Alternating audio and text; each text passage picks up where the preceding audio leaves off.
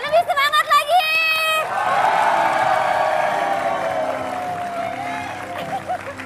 Oke, cukup. Terima kasih semuanya. Selamat datang di Hitam Putih.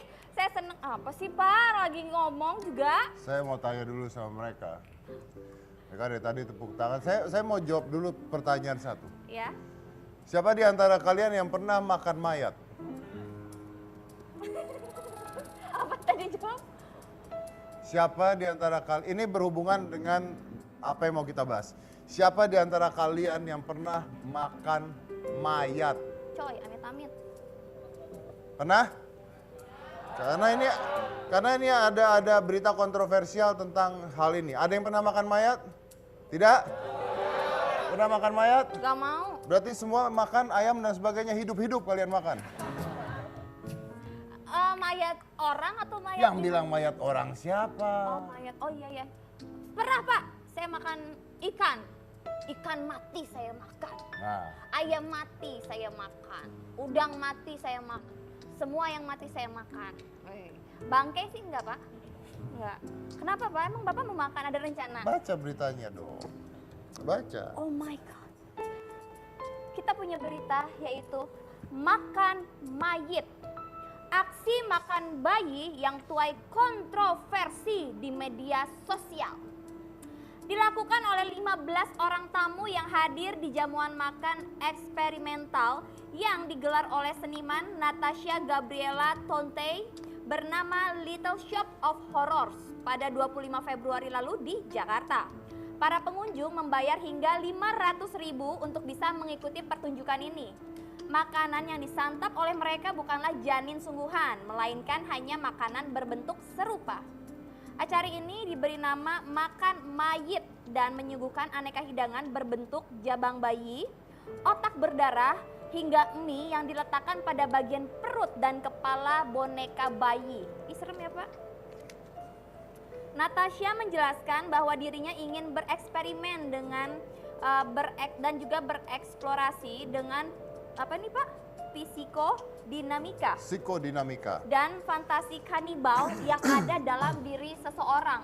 Ih, kanibal kan cuma si Sumanto doang kan, Pak? Sumanto makan jempol. Makan mayit langsung viral di media sosial setelah para tamu yang hadir mengunggah foto-foto berisi makanan yang mereka santap. Aksi ini pun banyak mendapat kecaman dari berbagai pihak. Hal ini dinilai sangat menyinggung dan tidak memperdulikan perasaan para calon ibu dan perempuan yang pernah mengalami keguguran. Selain dicekam karena kabarnya cheese spread yang dimakan tersebut terbuat dari ASI murni serta memakai keringat bayi. Oke. Jadi intinya adalah ada seorang yang mengatakan bahwa dia adalah seniman membuat makanan dalam bentuk-bentuk mayat ya. Mayat bayi dan sebagainya. Dan orang harus datang ke sana bayar 500.000 rupiah untuk makan makanan yang ada di sana. Now, here is the problem. Here is the problem. Kalau Anda makan makanan dan bentuknya saja sudah mengerikan, itu biasanya membran otak kita menolak gitu ya. Jadi begini. Kalau Anda makan kue tart suka? Suka. Kalau Anda makan kue tart yang dibentuk menyerupai tai.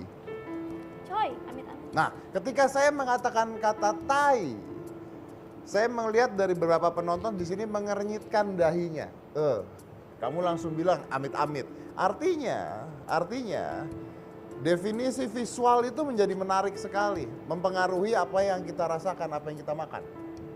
Ya, karena itu kotoran. Ya kan? Karena itu kotoran. Jadi ketika makanan dibentuknya menjadi kotoran, kita menolak biasanya.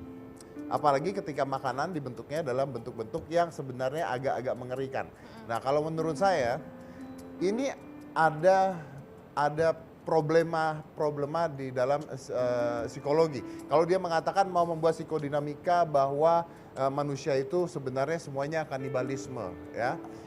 zaman dulu itu disebut dengan endokanibalism. Endokanibalism itu ketika ada orang masih makan lawannya, orang lain. Jadi ketika ada perang untuk menunjukkan bahwa dia menang, biasanya lawannya dibunuh lalu dipotong dan dimakan untuk menunjukkan bahwa dia menang. Dia merasakan bahwa jiwanya masuk. Ya, zaman dulu lah, suku-suku dan sebagainya zaman dulu, oke? Lalu masuk lagi ke sebuah fenomena baru.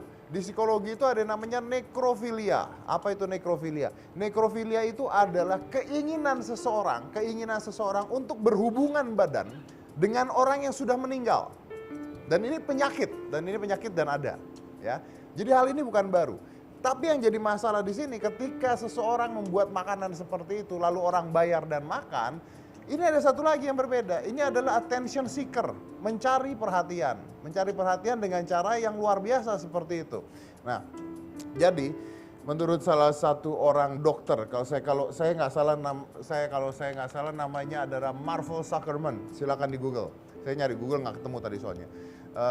Di University of, saya lupa.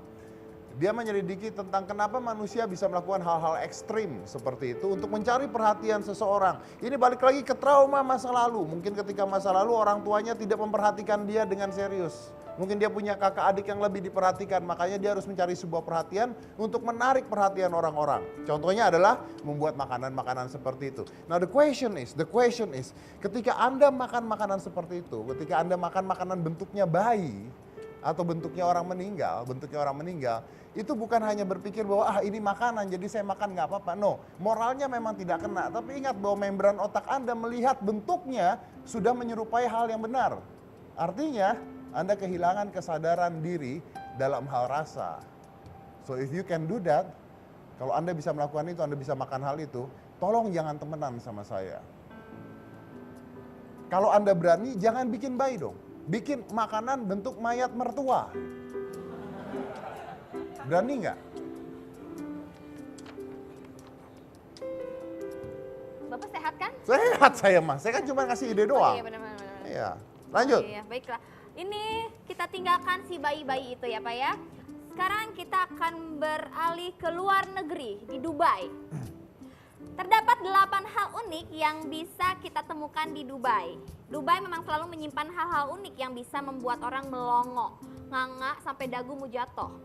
Kota di Jazirah Arab tersebut menyimpan beberapa hal unik yang mungkin tak akan bisa ditemukan di negara bahkan benua lainnya. 1. Jeep digabung. Jeep digabung, ada fotonya? Oh itu dia, Jeep digabung. Oh jadi itu 2 Jeep digabung jadi 1 ya? 2 Jeep digabung jadi 1. Oh. Kenapa dia nggak beli bus ya sekalian ya? Tunggu. Kalau dia beli 2 Jeep digabung jadi 1, berarti kan dia nyambil jalur kanan dan kiri kan? Iya juga sih. Oh iya dong.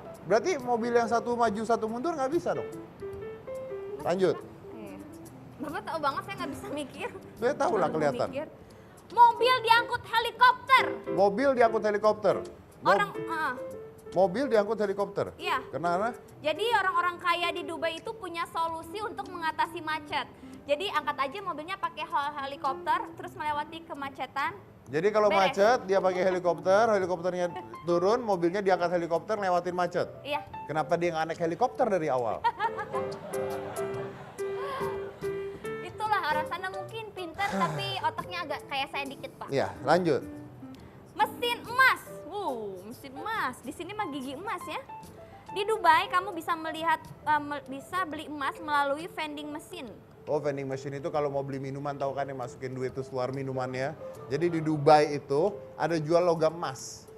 Jadi cara belinya tuh ada mesinnya kayak mesin ATM. Anda masukin duit atau masukin kartu kredit, cempring keluar emas, balokan seperti itu. Jadi kalau Anda mau beli emas tinggal nyari mesin untuk beli emas. Di Dubai bisa. Coba di Indonesia, 2 menit hilang. Iya benar. Semesin-mesinnya hilang. Iya benar. Selanjutnya, mobil emas.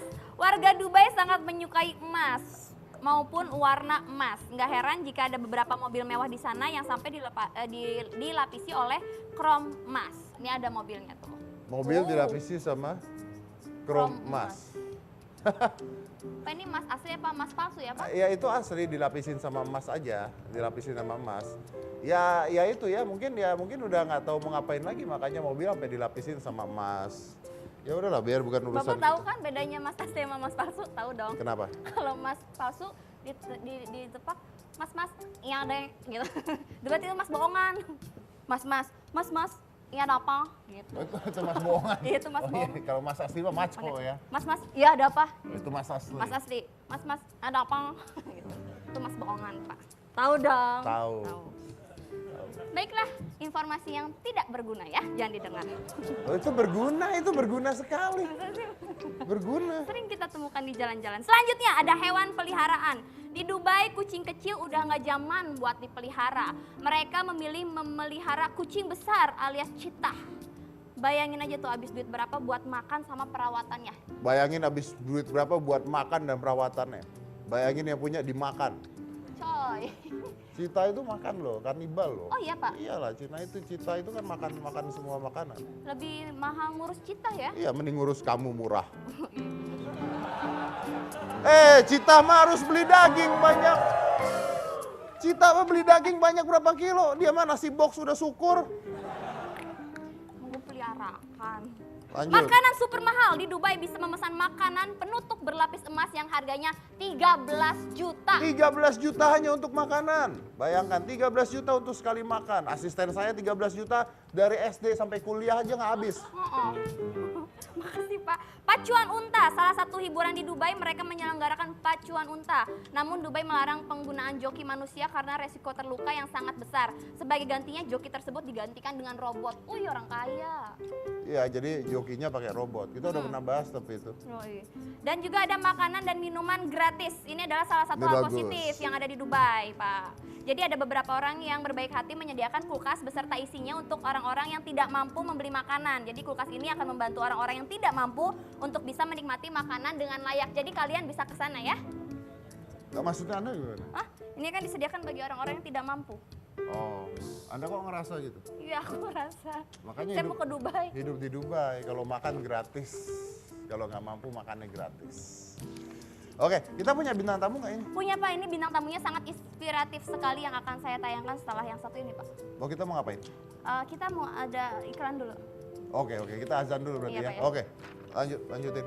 Ya, kita akan kembali lagi setelah azan maghrib yang berikutnya.